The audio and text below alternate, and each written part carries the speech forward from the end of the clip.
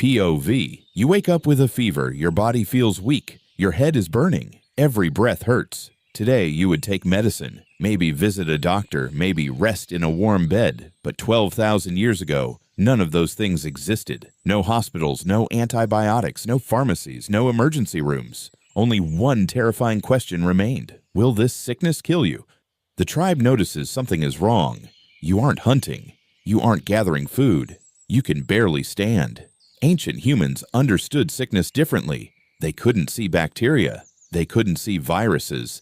They only saw symptoms: the fever, the pain, the weakness. And sometimes, people simply disappeared after getting sick. Nobody knew why.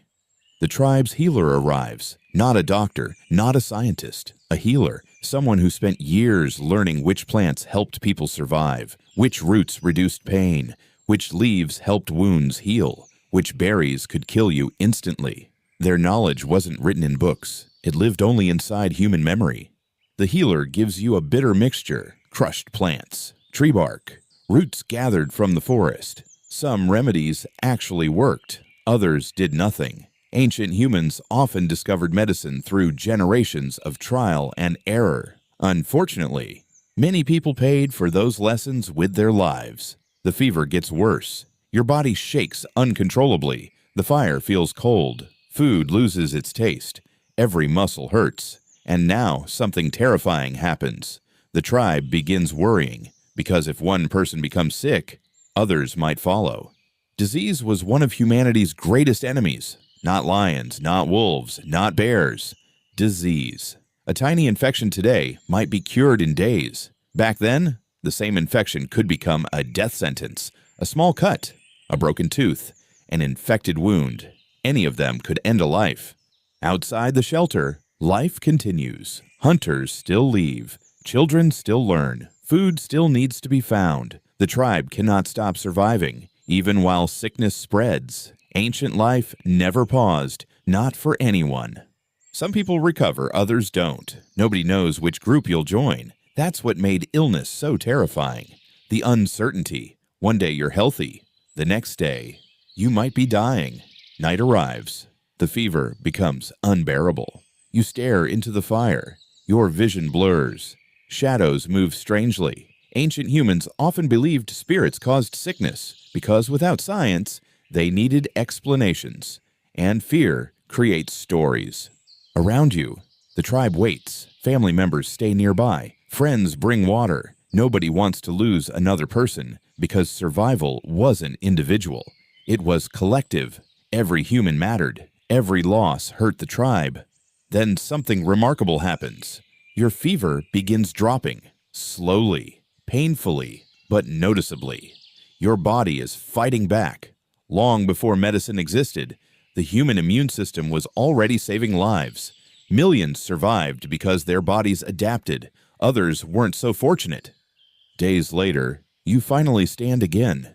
Weak, thin, exhausted, but alive.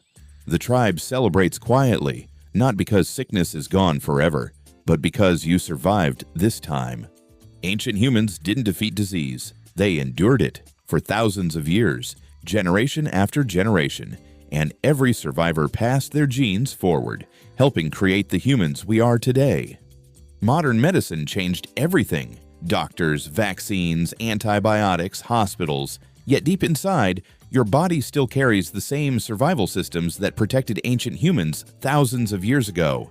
The same immune system, the same instincts, the same fight to stay alive. Because before medicine existed, survival itself was humanity's greatest achievement, and every recovered sickness was a small miracle. But not everyone recovered. Many ancient humans never saw old age. Some died from fevers, others from infected wounds, others from diseases nobody understood. Death wasn't rare. It was part of daily life. Children grew up seeing it. Adults expected it. The ancient world was beautiful, but it was also brutally unforgiving. And yet, humans refused to give up. Every generation learned something new. Which plants reduced pain? Which herbs calmed sickness? Which foods helped recovery? Slowly, human knowledge grew, not through laboratories, but through survival. The tribe remembers every lesson, every success, every mistake. Knowledge becomes treasure because one forgotten remedy could mean future deaths. That's why elders became so important. They carried generations of survival knowledge inside their minds. Over thousands of years, those lessons spread across the world. Tribes shared discoveries, civilizations formed, medicine slowly evolved. What began as simple herbs and observation eventually became science. And science changed human history forever. Today, you can walk into a hospital, take antibiotics, receive surgery, get vaccinated. Most people never stop to think about how extraordinary that is. Ancient humans would have considered it magic, the power to fight diseases that once destroyed entire tribes. So the next time you recover from a fever or heal from an infection, remember this: thousands of years ago, that same sickness might have ended a life. Ancient humans survived without doctors, without hospitals, without modern medicine. Yet somehow, they endured, they fought, they adapted. And because they survived, we are here today. The story of humanity is not just a story of intelligence, it's a story of survival.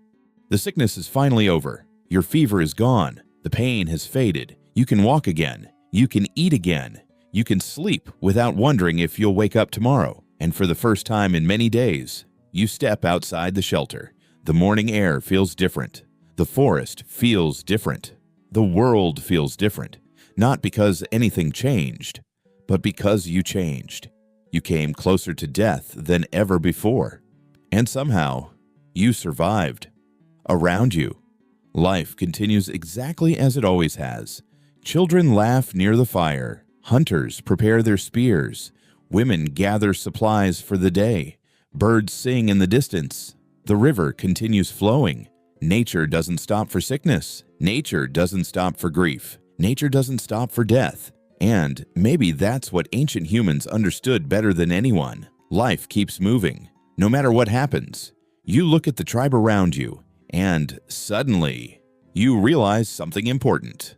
Every person here is a survivor. Every elder, every hunter, every mother, every child, every single one carries the story of thousands of successful survivals, because nobody reaches this moment by accident. Every ancestor behind them survived something: a predator, a storm, a famine, a disease, an injury, a winter, again, and again, and again.